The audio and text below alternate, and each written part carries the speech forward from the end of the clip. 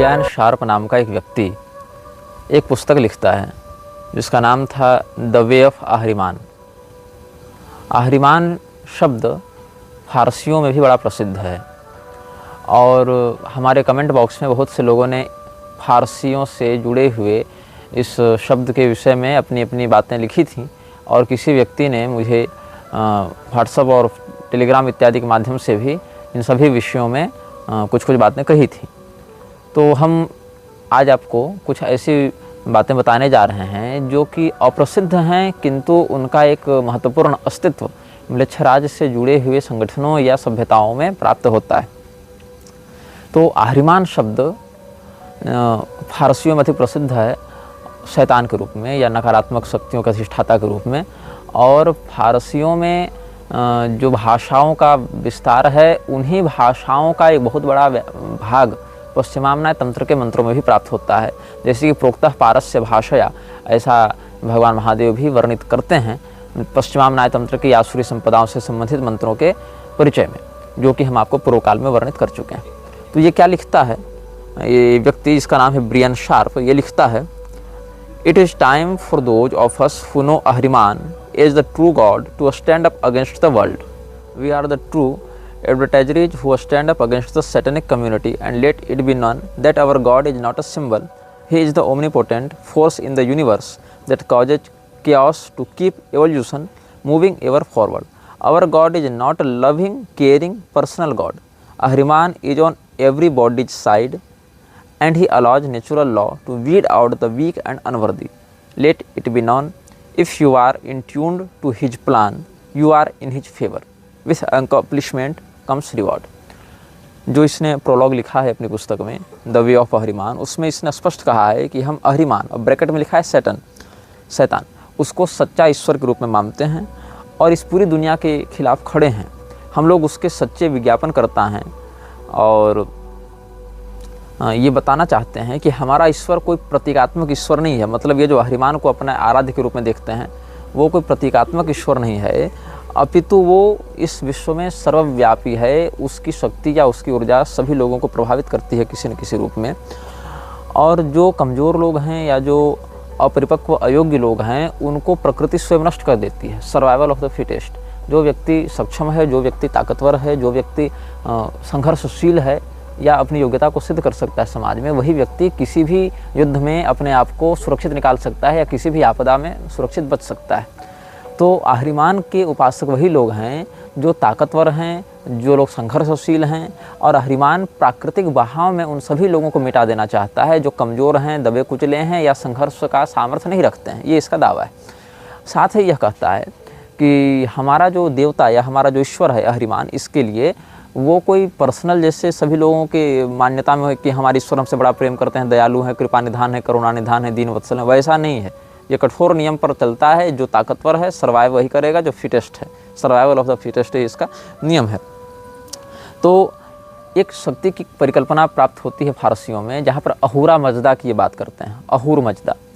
अब ये स को ह पढ़ते हैं फारसी, सकार का उच्चारण हकार के रूप में करते हैं, इसीलिए अहूरा को आप असुर भी कह सकते हैं, असुर मजदा भी कह सकते हैं। लेकिन असुर मजदा को ये लोग जीवन और संतुलन का देवता मानते हैं। एक प्रकार से मान लें तो इस सृष्टि के रचयिता के रूप में ये लोग देखते हैं।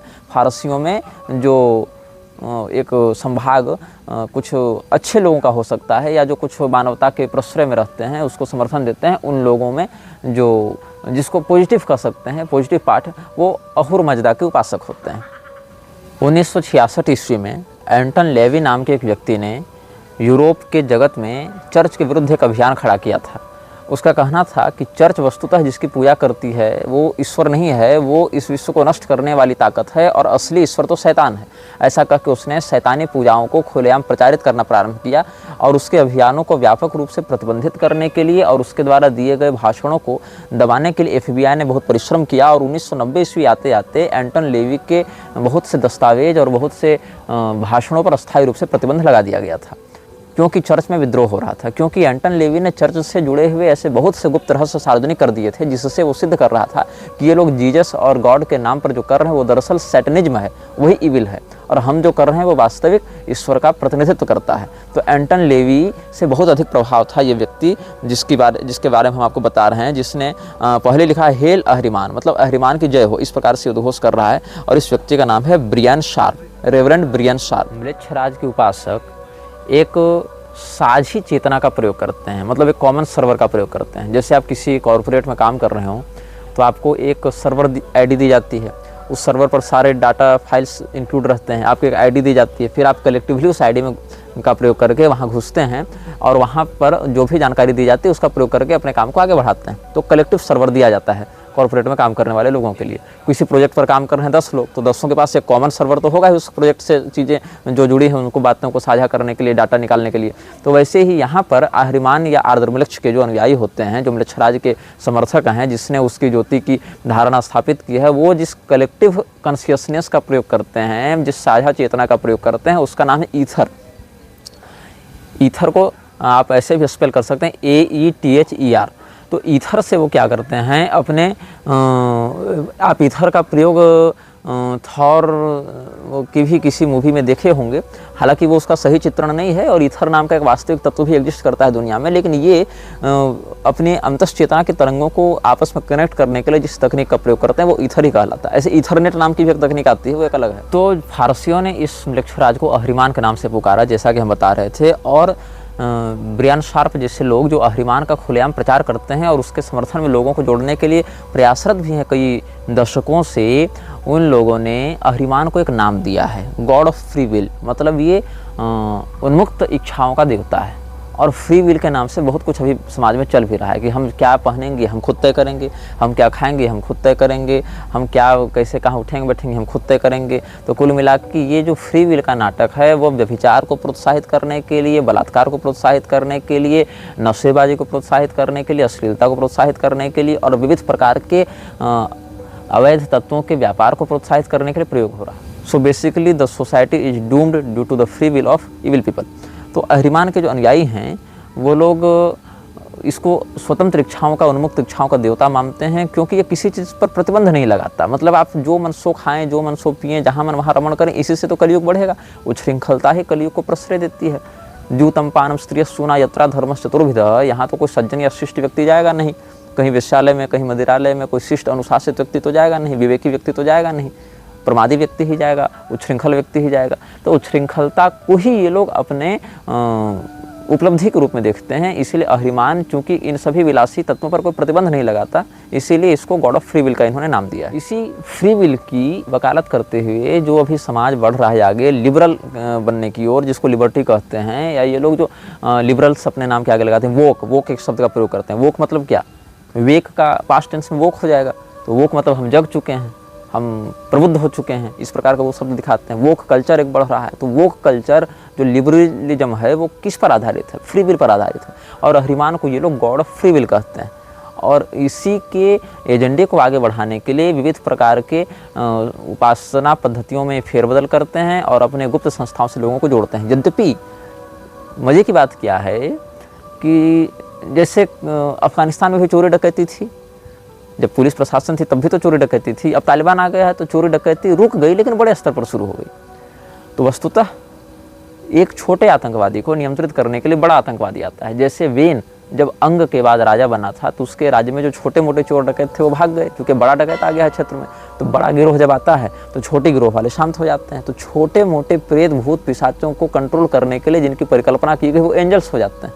एंजल और डीमन दोनों एक ही ग्रुप के हैं वस्तुतः। ये सब म्लेच्छराज के ही अलग अलग कामों को साध रहे हैं। लेकिन होता क्या है, इनमें से एक छोटा ग्रुप है और एक बड़ा ग्रुप है, और बड़े ग्रुप से छोटे ग्रुप की टकराहट होती रहती है। मतलब कह लें तो एक ब्राइट और एक डार्कर ग्रुप है, लेकिन दोनों एक ही तत्व के लिए काम कर रहे हैं, ब्राइटर ग्रुप भी और डार्कर ग्रुप भी। जैसे कुंभकर्ण जब युद्ध के लिए निकलता था तो अपने सैनिकों को भी खा जाता था। आप वाल्मीकि रामायण का अध्ययन करेंगे या और भी प्रामाणिक साहित्य का जो शास्त्र कोटि में आते हैं उनका अध्ययन करेंगे तो क्या देखेंगे कि जब भगवान श्री रामचंद्र जी की सेना के साथ कुंभकर्ण युद्ध कर रहा है तो इतना मतवाला होकर युद्ध कर रहा है कि वानर सेना का भी भक्षण कर रहा है और राक्षसों की सेना का भी भक्षण कर रहा है। तो उसको पता ही नहीं रहता कि हम रावण की सेना को मार रहे हैं कि राम जी की सेना को मार रहे हैं। लेकिन है कुंभकर्ण कौन? वो तो लंका का ही व्यक्ति है, वो तो रावण के लिए युद्ध कर रहा है, लेकिन नुकसान राक्षसों को ही पहुंचा रहा है। ऐसे ही brighter side of angels and darker side of demons में भी यही अंतर है। दोनों काम मृक्षराज के लिए ही कर रहे हैं, दोनों कलयुग को ही बढ़ाने में लगे हैं, दोनों आसुरी तत्वों के ही पोषण में लगे हुए हैं, लेकिन एक दूसरे के विरुद्ध ये प्रतीत होते हैं अपेक्षाकृत दृष्टिकोण से। और सत्ता का संघर्ष चलता रहता है कि हमारे अस्तित्व को, हमारे प्रभाव को, हमारे जो सामर्थ्य शक्तियां हैं उनको समाज जाने, हमारे माध्यम से समाज प्रभावित हो। जैसे आजकल मठों में झगड़ा नहीं चलता मठाधीशों में कि हमारे चेले अधिक हो, तो अलग अलग संप्रदायों के नाम से झगड़ा चलता है, हमारे चेले अधिक हों, हमारे पंडाल में अधिक भीड़ हो, हमारा जय घोष लगाने वाले अधिक लोग हों, लेकिन हैं दोनों अधर्म के ही पोषक, अपनी प्रतियोगिता के चक्कर में धर्म का नुकसान करते हैं। तो ऐसे ही ये लोग भी, जो चर्च में काम हो रहा है, तो कई बार आप देखेंगे कि एक्सोर्सिज्म करने के लिए कोई पादरी आया है, वो किसी शैतान को भगा रहा है, और वो शैतान को भगाने के लिए जीसस का नाम ले रहा है, गॉड की दुहाई दे रहा है, सुलेमान की दुहाई दे रहा है, जबकि ये लोग भी उसी पक्ष के हैं। लेकिन क्या है कि छोटे स्तर के पिशाच को भगाने के लिए बड़े स्तर के पिशाच का आश्रय ये लोग ले रहे हैं, बस इतनी ही सी बात है। अच्छा, अब हम आपको एक इसमें उद्घोषपूर्वक बात बताना चाहते हैं, जो द वे ऑफ अहरिमान पुस्तक में ब्रायन शार्प ने लिखा है। पृष्ठ संख्या देखेंगे आप 29 वहाँ पर एक टॉपिक है जिसमें लिखा है DAEVAS। इसको आप अगर थोड़ा सा सरलीकृत पढ़ना चाहें तो देवाज ऐसे पढ़ा जाएगा, दैव, दैव शब्द से प्रयोग किया जाएगा। लेकिन दैव में the original beings of hello, इनका नाम लिखता है ये व्यक्ति, मतलब जो नरक के वास्तविक लोग हैं। और इसमें 6 लोगों के नाम हैं। 6 का नाम तो नहीं बताएंगे, लेकिन आपको मैं 5वां नाम बताऊंगा जिसमें लिखा है वैदिक इंद्र, जो रैथ है। रैथ कहते हैं तबाही या प्रकोप, इस प्रकार के शब्द के लिए रैथ का प्रयोग किया जाता है। रैथ ऑफ टाइटन्स भी एक आई थी ना मूवी हॉलीवुड में बहुत पहले। तो वैदिक इंद्र जो है वो प्रकोप के देवता हैं, ऐसा ये कह रहा है। लेकिन ये ओरिजिनल बींग्स ऑफ हेल में आते हैं इन लोगों के लिए, देवा। तो कैसे लोगों को मिसगाइड करते हैं ये लोग कि अरे तुम्हारे जो देवी देवता हैं वो भी तो नरक के ही हैं, वो तो हमारे शैतान के नीचे काम करते हैं, क्योंकि शैतान is king of hell and these are original beings of hell. तो वैदिक इंद्र की यहाँ पर चित्रण वृत्ति रखी गई है रैथ के या प्रकोप के प्रभारी के रूप में, द इंचार्ज ऑफ रैथ। लेकिन वैदिक मान्यता में देवराज इंद्र ऐसे तो हैं नहीं, और देवराज इंद्र जो हैं वो देवताओं के राजा हैं, वो दैवीय संपदा के एक प्रधान स्तंभ में आते हैं, पूर्व दिशा के दिक्पाल भी हैं, अमरावती के राजा भी हैं, देवराज इंद्र हैं। और देवराज के पद पर कौन बैठता है? जो 100 अश्वमेध यज्ञों को निर्विघ्नता पूर्वक संपादित कर ले। और अश्वमेध यज्ञ करने के लिए कितना संयम चाहिए, कितना ज्ञान चाहिए, कितनी सत्वनिष्ठा चाहिए, ये भी शास्त्रीय परंपरा के लोग जानते ही हैं। तो देवराज इंद्र के विषय में दुष्प्रचार करते हैं अहरिमान वृक्षराज के अनुयायी, आर्दमलेक्ष के जो समर्थक हैं, कि देवराज इंद्र वस्तुतः देवता नहीं है, वो दरअसल शैतान है, ऐसा ये लोग चित्रण करते हैं। और वो ओरिजिनल बींग्स ऑफ हेल में आता है, और बाकायदा उद्घोषणा कर रहे हैं Vedic Indra is the in charge of wrath, ऐसा कहते हैं ये लोग। और इसमें कहीं कहीं इन्होंने नाम तो लिखा है, जैसे वैदिक इंद्र और रैथ के नीचे अनाशित, अरास्क, इश्म, किन, सिज, तारोमैती, इस समूह का नाम लिखा है कि ये 6 जो शैतान हैं ये उनके नीचे काम करते हैं, इस प्रकार से कहते हैं। और वरुण को भी इन्होंने रखा है, जो वरुण को इन्होंने रखा है अननेचुरल लस्ट, मतलब अप्राकृतिक वासना का देवता वरुण है, इस प्रकार से लोग दुष्प्रचार कर रहे हैं। कहते हैं कि these are the original beings of hell and should be respected as such, that is why we इवोकेट them. They hold command to assure that tasks are handled properly. Remember, they are demons and you will need to be as specific about your desires and also be ready to accept the consequences for calling them forth for your bidding. Treat them as honored colleagues and friends. Never fear them. They work for Father Ahriman. He has granted us these demons to help accomplish the great plan that we are part of. तो ये क्या कहते हैं कि हमारा जो परम पिता अहरिमान है, मृक्षराज है, ऐसे मृक्षराज शब्द का इन्होंने प्रयोग नहीं किया है, वो तो हम लोग कोड में कहते हैं। तो अहरिमान जो है वो पिता है किसका? इस पूरे विश्व का, ऐसा ये कहते हैं। मतलब वो ओमनीपोटेंट है, वो विश्व का सर्वव्यापी तत्व है और सभी व्यक्ति में के अंदर बैठा हुआ है। और जो कमज़ोर हैं, जो असफल हैं, जो संघर्षहीन लोग हैं, उनको इस प्राकृतिक व्यवस्था से हटाने का वो काम करता है, मिटाने का काम करता है। केवल सफल और समर्थ लोगों का ही वह राजा है। और इसी बात को आप देखेंगे तो हूर पार्क रात के मंत्री एवास था, वो अय्यास ही, लेकिन हमने भ्रम में अय्यास कह दिया। जो हूर पार्क रात का मंत्री एवास था, जिसने अल्स्टर क्रॉली को बुक ऑफ लॉ पढ़ाई थी, उसमें भी एक सेक्टर ऐसा आता है जहाँ कहा जाता है कि मैं दयालु नहीं हूँ और मैं लोगों पर तरस खाने के लिए नहीं आया हूँ और मैं कोई केयरिंग नहीं हूँ, मैं केवल समर्थ और प्रतिष्ठित, धनी और पराक्रमी लोगों के लिए ही तैयार हूँ और उन्हीं का समर्थन करता हूँ। तो इसी बात को यहाँ भी जो ब्रायन शार्प है वो लिख रहा है और यह दावा करता है कि जो वैदिक इंद्र हैं और जो वरुण हैं ये सब बड़े बड़े देवता भी अहिरिमान के लिए काम करते हैं। और ये सब वस्तुतः देवता नहीं, ये सब डीमंस हैं, ये सब शैतान हैं, ये सब राक्षस हैं, असुर हैं, और ये सब हमारे लिए हमारे पिता अहिरिमान के द्वारा भेजे गए हैं, इसलिए इनका आवाहन करके हम अपनी इच्छानुसार कार्यों को कराएंगे। इस प्रकार से लोगों के मध्य भ्रम का प्रसार करता है। तो तमोगुण का प्रसार जब किया जाता है तो क्या कहा जाता है? सर्वार्थान विपरीतांश बुद्धि सापार्थ तामसी। जो सभी बातों का उल्टा अर्थ बताए वो तामसी बुद्धि होती है, और इसी तामसी बुद्धि का प्रसारण करके कलयुग को बढ़ोतरी दी जाती है। तो कलयुग को बढ़ाने के लिए जो भ्रामक बातें हैं, देवता को असुर बना देना और असुर को देवता बता देना, तो अहिरिमान जो नकारात्मक तत्व है उसको ये लोग कह देते हैं कि यही सच्चा ईश्वर है, और जो देवराज इंद्र हैं, वरुण हैं, उनको ये लोग नेगेटिव बताते हैं। और अगर कहीं पॉजिटिवली इनको पोर्ट्रेट भी करना पड़े तो अहिरिमान से नीचे दिखाते हैं कि Ahriman is the father of universe and Vedic Indra and Varuna work under him and these are not gods, these are demons and the duty of these demons is to serve the followers of Ahriman. ऐसे आप समझ सकते हैं इस बात को। इसके बाद इसी पुस्तक के पृष्ठ 37 में एक सेक्टर इसने दिया है, dictionary of the infernal gods. Infernal gods मतलब जो नकारात्मक तत्व को प्रतिनिधित्व करते हैं, या नकारात्मक हैं, या थोड़े निम्न स्तर के हैं, या अंडरवर्ल्ड से रिलेटेड है। अंडरवर्ल्ड मतलब वो दाऊद इब्राहिम वाला नहीं, वो तो मूर्ख है जो वहाँ वही छिपा हुआ है अंडरग्राउंड होके। उसको तो बाकायदा आना चाहिए था, महामंडलेश्वर बनता भी, किसी अखाड़े का भी माहौल बना हुआ है।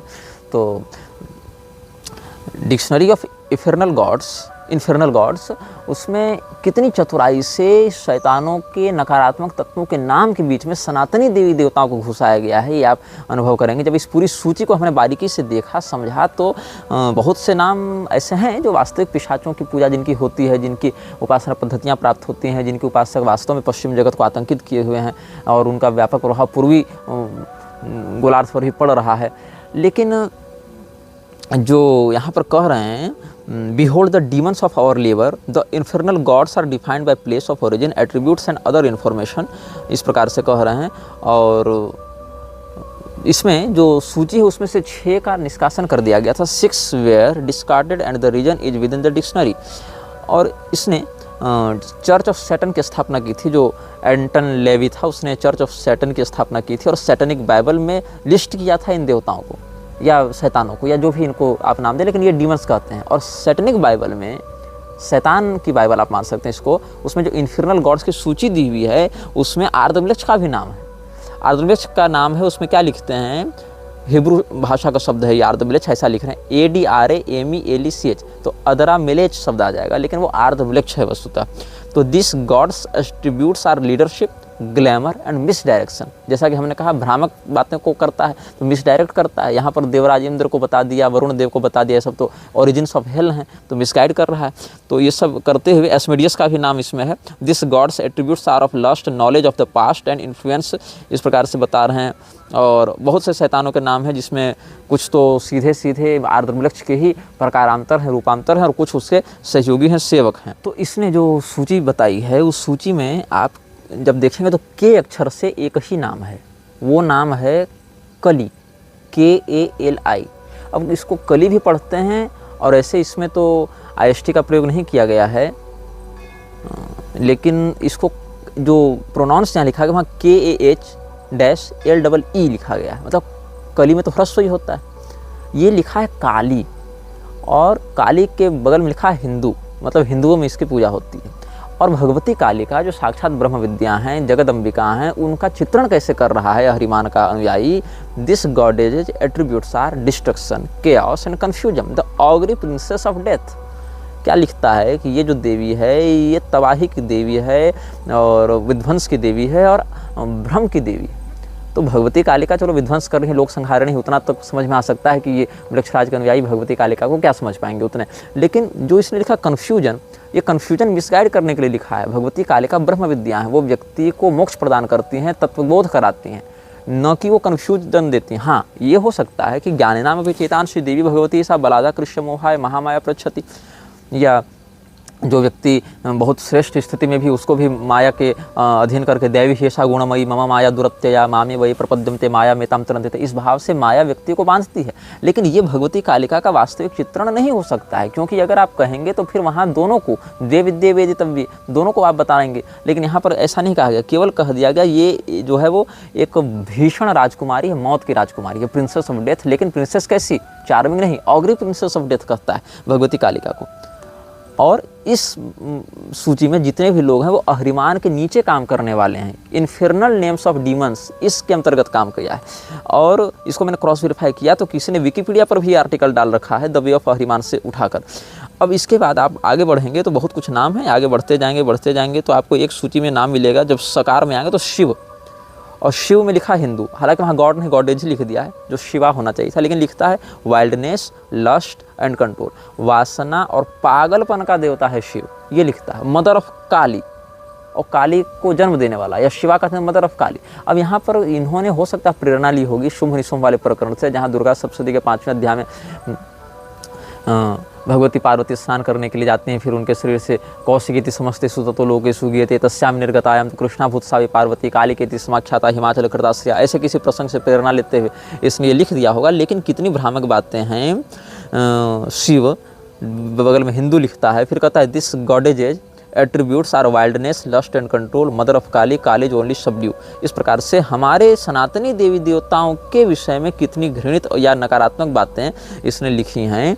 और उन सबों को गॉड ऑफ फ्री विल जिसको ये मानते हैं, उनको अहरिमान के अंतर्गत काम करने वाले इन्फर्नल डीमंस बताते हैं ये लोग। जैसे कि आपको अगर अंगद रावण संवाद का स्मरण होगा, या हमारे श्री रामचरितमानस की कथा में भी आपने सुना होगा, पढ़ा होगा अन्यत्र भी, अंगद को रावण धमकी देते हुए कहता है कि देखो तू मुझे राम का भय मत दिखा, ये सब जितने बड़े बड़े देवी देवता हैं सब तो हमारे अधीन काम कर रहे हैं। हमने इंद्र को नियंत्रित कर रखा है, वरुण को नियंत्रित कर रखा है, हमारा जो बाग है वो इंद्र माली के रूप में देखते हैं, हमारा जो छत्र है वो सूर्य चंद्रमा देखते हैं, हमारे द्वार में वरुण देवता झाड़ू लगा रहे हैं और इंद्र ये सब पहरेदारी कर रहे हैं। ये सब मतलब अलग अलग दिक्पालों को वश में करके हम उनसे अपनी सेवा करवाते हैं। तो ये भी रावण अपने समय में असुरी वृत्तियों का, असुरी संपदाओं के विस्तारक के रूप में जाना गया। हालांकि रावण बहुत ऊपर की शक्ति है और वो भगवत इच्छा से ही उस प्रवृत्ति में गया था, लेकिन कम से कम मिजाज तो वही रहता है असुरों का कि हम सभी देवताओं के ऊपर नियंत्रण करें, हम सभी देवताओं के ऊपर राज करें। तो कर पाएँ या ना कर पाएँ, लेकिन मिजाज वही रखते हैं। तो अहरिमान के अनुयायी भी भगवती कालिका को, भगवान महादेव को, शिव जी को अहरिमान शैतान के नीचे बताते हैं, मृच्छराज के अनुयायी उसके नीचे बताते हैं कि ये लोग तो शैतान हैं, नरक के शैतान हैं, डीमंस ऑफ हेल हैं, और ओरिजिनल बींग्स ऑफ डीमन में इंद्र हैं, वरुण हैं, काली हैं, शिव हैं। ऐसे हमारे देवी देवताओं की नकारात्मक छवियां गढ़कर उनकी अवमानना करते हुए, उनका तिरस्कार करते हुए अपनी शैतानी शक्तियों को बढ़ाते हैं। अहरिमान के उपासक जब किसी रिचुअल को करते हैं, सामान्यतया जिसको आप हमारी भाषा में समझ लें पुरस्चरण जिसको हम कहते हैं, किसी मंत्र को जगाने के लिए पुरस्चरण किया जाता है। उस मंत्र की एक विशेष अनुशासन की वृत्ति से कुछ विशेष आवृत्ति की जाती है। पुरस्चरण के विषय में कभी बाद में हम चर्चा करेंगे। उसमें भी और 5 प्रकार की क्रियाएं होती हैं। पंचांगगत पुरस्चरण होता है, पटल है, पद्धति है, कवच है, स्तोत्र है, नाम सहस्रक है, ये सब अलग अलग प्रकार के अंग होते हैं पुरस्चरण में। फिर हवन है, तर्पण है, मार्जन है, ब्राह्मण भोजन है, ये सब भी अलग अलग उपांग होते हैं उसमें। तो ये सब अपने शैतानी शक्तियों को जगाने के लिए जो क्रिया करते हैं, जो आप पुरस्चरण का पर्याय समझ सकते हैं उनके अनुसार, उसमें ये लोग स्पष्ट कर रहे हैं कि 2 प्रकार की मोमबत्तियों का प्रयोग करते हैं, एक काले रंग की और एक श्वेत रंग की। लेकिन श्वेत रंग की मोमबत्ती एक ही हो सकती है और बाकी सारी मोमबत्तियाँ काले रंग की होंगी। और एक सामने एक वेदी बनाते हैं, वेदी के पर गहरे लाल या काले रंग का वस्त्र बिछाकर ये लोग प्रयोग करते हैं और उतना ही प्रकाश अपने सामने रखते हैं ताकि इनको अपने यंत्र निर्माण में, और जो इंस हैं, इंस कहते हैं, ENN, इंस कहते हैं शैतानी शब्दों को जो एक अलग फ्रीक्वेंसी को जनरेट करके इन डीमंस को अट्रैक्ट करते हैं, तो उसको इन कहा जाता है, ENN। तो इंस का प्रयोग करके ये लोग जो अलग से एक शाब्दिक तरंगों का निर्माण करते हैं, उससे शैतानों का आकर्षण होता है, या इस प्रकार के पिशाच इनके पास आकर इनकी बातों को सुनते हैं और जिसकी जैसी योग्यता होती है उसके अनुसार से उसका कार्य संपादित करते हैं। तो मृक्षराज के अनुयायी सामान्यतः अपने मंत्रों को जगा कर रखने के लिए इस प्रकार के रिचुअल्स का प्रयोग भी करते हैं। इसके साथ ये लोग विशेष दर्पणों का प्रयोग करते हैं। जिस सब जगह ये कथित पुरस्चरण करते हैं ये लोग, वहाँ पर दर्पणों का बहुत व्यापक प्रयोग करते हैं। दर्पणों के कारण वो जो प्रकाश है वो परावर्तित भी होता है और साथ साथ ये मूर्ति पूजा भी करते हैं। यद्यपि विश्व में जो सनातनी मंदिर हैं, जो तीर्थ हैं उनको तोड़ने में, प्रतिष्ठित देवालयों को विध्वंसित करके, उनकी ऊर्जा को खंडित करके अपने नकारात्मकता को फैलाने में इनका बड़ा षड्यंत्र रहा है। और बड़ी बड़ी सरकारें भी इनके इसी अभियान को सार्थक करने में लगी हैं। भारत में भी बहुत से देवालय इसी षड्यंत्र के आधार पर तोड़े जाते रहे हैं और बड़े बड़े चैत्य वृक्षों को विध्वंस के माध्यम से हटाया जाता रहा है, ताकि उनसे जुड़ी हुई शक्तियों का वह किरण खंडित हो और म्लेच्छराज की शक्तियाँ वहाँ पर विशेष प्रभाव कर सकें। इसीलिए कॉरिडोर के नाम पर या विकास के नाम पर या तीर्थ स्थलों के डेवलपमेंट के नाम पर, टूरिज्म को प्रमोट करने के नाम पर जो है बड़े बड़े पुराने वृक्षों को, देवालयों को नष्ट करके उनके साथ जो शक्तियाँ जुड़ी हुई हैं उनके कनेक्शन को तोड़ने का षड्यंत्र किया जाता है। और लोग इसको विकास का नाम दे देते हैं। मूर्ख लोग इसको पीछे के षड्यंत्र और उद्देश्य और प्रायोजक को न समझने के कारण उनका ही समर्थन और यशोगान करते रहते हैं। तो यहाँ पर मूर्तियों को भी ला ला कर ये लोग पूजा करते रहते हैं और भारत से बड़ी मूर्तियाँ ये लोग चुरा चुरा कर विदेश ले जाते रहे हैं, जिस पर हम बाद में सप्रमाण चर्चा करेंगे। पूरे उपलब्ध रिकॉर्डों के साथ हम चर्चा करेंगे कि कब कब किस किस समय कौन कौन सी प्रतिष्ठित मूर्तियों को कहाँ कहाँ ले जाया गया। इसकी हमने काफ़ी लंबी शोध वृत्ति से जांच पड़ताल की है। बहुत से लोगों के रिसर्च पेपर्स और कोर्ट पेपर्स का भी हमने आश्रय लिया है, जिस पर भविष्य में हम कभी बाद में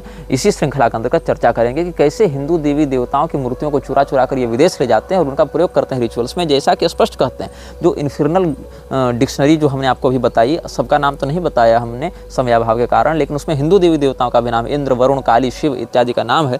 तो लिखते हैं, gather idols of the infernal gods and demons, use other decor in the temple that reflects the power of hell. इस प्रकार से गाइड दे रहा है ये व्यक्ति कि सैटनिज्म यूजेज आइडल्स इन रिचुअल। ये जो उपासक हैं ये मूर्तियों का प्रयोग करते हैं ऐसे रिचुअल्स में, और उन देवताओं की मूर्तियों का प्रयोग करते हैं या पिशाचों की मूर्ति का प्रयोग करते हैं, जिनका नाम पहले डिक्शनरी में बता चुके हैं, जिसमें हमने आपको कई सारे हिंदू देवी देवताओं के नाम भी बताए जिनका नकारात्मक चित्रण किया गया है इस आलोक में। ये कोटिंग्स नाम का एक लेखक है। ये कोटिंग्स ने नवंबर 2000 ईस्वी में अपना एक संस्मरण साझा किया था। उन्होंने क्या लिखा है, ये कोटिंग्स ने, उसने एक पुस्तक लिखी थी किंगडम ऑफ फ्लेम, मतलब ज्वाला का साम्राज्य। आपको स्मरण होगा, हमने भी बताया था अनाम मिलक्ष की ज्योति की स्थापना लोग अपने हृदय में करते हैं और अलग अलग संस्थाओं के माध्यम से उसका प्रसार किया जाता है, लेकिन वास्तविक स्रोत का संदर्भ दिए बिना। तो किंगडम ऑफ फ्लेम, ज्वाला का साम्राज्य, इस नाम से एक पुस्तक लिखी थी ये कोटिंग्स ने। और ये कोटिंग ने एक बात लिखी, आप उसको ध्यान से सुनेंगे। In the month of November 2000 I was given a strange text by 3 strange men with the mission of deciphering and finding the practical applications of it within an occult setting. Working with the training and the resources of the Ordo Ascension Aeternalis, I completed this task the following year, releasing the results in a thesis manuscript to the order. ये coatings के पास नवंबर 2000 ईस्वी में 3 अज्ञात व्यक्ति आए और उन्होंने इसको एक पांडुलिपि प्रदान की और कहा कि इस पांडुलिपि में जो लिखा है उसको डिकोड करो, उससे संबंधित पूरी पद्धति का निर्माण करो और हमें दो। और ये कोटिंग्स मना नहीं कर पाया उससे जुड़ी हुई बातों को, और उसने उन तीनों अज्ञात व्यक्तियों के कहने पर पूरा काम धंधा छोड़कर 1 साल की मेहनत की और उन सारे मैन्युस्क्रिप्ट की जांच पड़ताल करके उसमें लिखी सारी बातों को तैयार करके एक पद्धति तैयार की और उन लोगों को दिया, जो उन्होंने प्रयोग में लाया। और कहता है ये लेखक कि I have entered all the gateways, summoned all the entities and performed all of the rites they were contained in that text. जब ये उस पांडुलिपि का अध्ययन कर रहा था ये लेखक, तो इसने उस पांडुलिपि में बताए प्रत्येक मंत्र की साधना की, प्रत्येक बताए गए एंटिटी को बुलाया, उससे संवाद किया, तभी तो पता चलेगा ना कि आगे क्या करना है। तो वहाँ दी गई पद्धतियों को डिकोड करके इसने वो सारे चीज़ किए और सारे के सारे द्वार खोले, सारे एंटिटीज़ को बुलाया, सारे के रिचुअल्स किए जो कोई लिखा हुआ था। और कहता है, इसने अपना अनुभव बताया, I have seen and I have proven without doubt that these beings do exist. इसमें कोई संदेह नहीं और इसमें कोई संशय नहीं कि मैंने उन्हें देखा और पूरे विश्वास के साथ मैं सिद्ध कर सकता हूँ कि वो उनका अस्तित्व है। And these kingdoms do hold reign in that region called regnum spiritus between this world and the next. लोक और परलोक के बीच में उनका कोई अस्तित्व है, कोई साम्राज्य है, जिसको अपनी लैटिन भाषा में इसमें रेगनम स्पिरिटस का है, मतलब आत्मा का संसार, उसका हिंदी में से समझें, आत्मा का संसार या भूतों का संसार इस प्रकार से कर सकते हैं, और उनका वास्तव में अस्तित्व है। और इसने बहुत ज़्यादा इसमें लिखा है, it was never made known to me or any other with which I have spoken who the original authors of this book were. इसने बहुत जांच पड़ताल की और बहुत लोगों से संपर्क किया, लेकिन ये कभी पता नहीं चल पाया इसको कि वो जो लिखा हुआ हस्तलिखित जिसके पास भेजा गया था 3 लोगों के द्वारा, अज्ञात लोगों ने जो दिया था नवंबर 2000 ईस्वी में, वो वास्तव में किसके द्वारा लिखा गया था, किसने उसको लिखा था। तो more likely it is the work of one who came before me, a grand emissary of the 18 flames, who set down on a paper the most basic information pertaining to these secrets। ऐसा ही लिखता है कि हो सकता है कि 18 ज्वालाओं का, यहाँ 18 शब्द का प्रयोग किया गया है, पता नहीं किस संदर्भ में, ये जांच का विषय है। 18 ज्वालाओं के जो स्रोत हैं वहाँ से कोई व्यक्ति ने इसको बैठकर लिखा था और मुझ तक पहुँचाया था, ऐसा इसने दावा किया है। और इसने बहुत सारे इसमें अध्याय लिखे हैं। किंगडम ऑफ फ्लेम कहते हैं, इसका जो सब टाइटल है वो है the grimoire of evocation and sorcery, और इसमें द स्केल्टन सिफर है। फिर आगे एक अध्याय द मैजिक स्क्वायर्स, इस प्रकार से एक अध्याय है। इनहेबिटेंट्स ऑफ द स्क्वायर्स ऐसे करके एक तीसरा अध्याय है। इसमें अलग अलग डीमंस के इसने नाम बताए हैं। और आइडन नाम का एक पिशाच इसके पास आया था और ये ज्वालाओं के दूसरे राज्य से आया था, और इसने कहा कि जो भी तुम संपत्ति चाहते हो, जो भी तुमको पैसा दौलत चाहिए वो हम देंगे, और in fact he will give even give more than is asked for, having summoned him and seen the remarkable results, I would love to invoke Laden daily and reap the benefits, knowing Laden, Laden नाम है उसका, हमको लग रहा है, या यार्डन भी हो सकता है, क्योंकि ये पूरा का पूरा फॉन्ट जो है वो थोड़ा भ्रामक लग रहा है मुझे, या लेडन नाम है या यार्डन नाम है। तो however doing such would be the last thing I would advise. It is also said that in his description that he will take back more than is had. मतलब जब इसको बुलाया तो इसने जो भी दौलत देनी थी वो दी, और कहा कि और भी तुमको ज़रूरत पड़ेगी तो दूंगा। तो लेखक ने कहा कि मुझे बहुत अच्छा लगेगा, मैं इसको रोज़ बुलाऊँ और रोज़ इससे फ़ायदा लूँ। लेकिन बाद में धीरे धीरे मुझे समझ में आया कि ये जितना देता है उससे कहीं ज़्यादा ये वापस ले लेता है, इसका कहीं अधिक साइड इफ़ेक्ट पड़ता है। तो by this standard a demon who is said to cause certain devastation can be trusted far more than one that will bring joy and success. जो आपकी ज़िंदगी में खुशहाली और संपत्ति और समृद्धि लेकर आ रहा है, उस शैतान से अधिक भरोसा उस शैतान पर किया जा सकता है जिसका विनाश स्पष्ट है। मतलब 2 प्रकार के शैतान आपके पास आएंगे, एक कहेगा देखो मैं तुम्हें मार दूंगा, और एक कहेगा नहीं नहीं मैं तुम्हें खूब धन दौलत दूंगा। तो भरोसा उस पर करो जो मारने की धमकी दे रहा है, क्योंकि कम से कम सच तो बोल रहा है वो। इसीलिए जो शैतान तुमको धन दौलत संपत्ति इत्यादि दे रहा है, जो पिशाच तुम्हें प्रोस्पेरिटी दे रहा है, उसकी बातों का भरोसा मत करो। उसकी बातों का भरोसा करो जो खुलेआम तुमको धमकी देकर नुकसान पहुंचाने की बात कर रहा है, क्योंकि कम से कम इस मामले में वो सच बोल रहा है।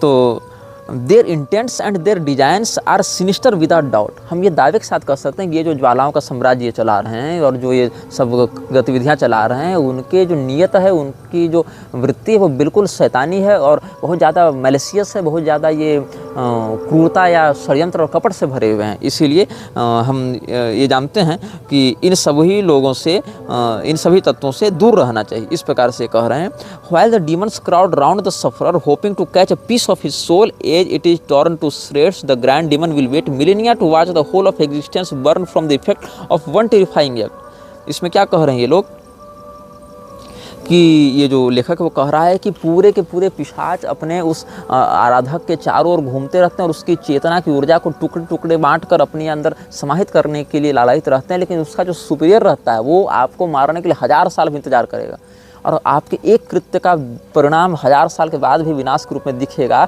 इस बात को प्रतीक्षा करेगा और पूरे के पूरे बात को वहाँ पर वो सेटअप करके रखता है कि आज जो घटना घटी थी उसका दुष्परिणाम 1000 साल के बाद ही भले मिले लेकिन हमारे पक्ष में मिले। तो बहुत धैर्य के साथ ये लोग काम करते हैं। तो इस विषय में हम आपको विभिन्न अनुभागों में बताते रहेंगे और कैसे कैसे इसने अपने जीवन में शैतानों से जुड़े अनुभव प्राप्त किए और कैसे कैसे मृक्षराज के षड्यंत्र को इसने समझा और उसको प्रैक्टिकल करके उसने देखा जाना और उसके बाद उसका क्या निष्कर्ष निकला। इस विषय में हम आगे के अनुभागों में आपको बताएंगे और साथ ही यह भी बताएंगे कि और भी अन्य किन किन पिशाचों की किन किन बातों से या पद्धतियों से ये लोग आवाहन वृत्ति करके उससे अपने अपने कार्यों को पूरा कराते हैं और मृक्षराज के अभियान को आगे बढ़ाते हैं।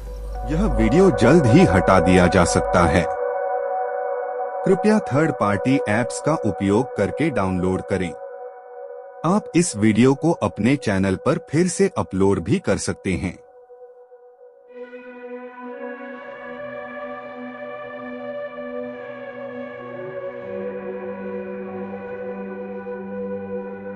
monetization. This video may get deleted soon. Please download using third-party apps. You may also re-upload this video on your channels. Thank you.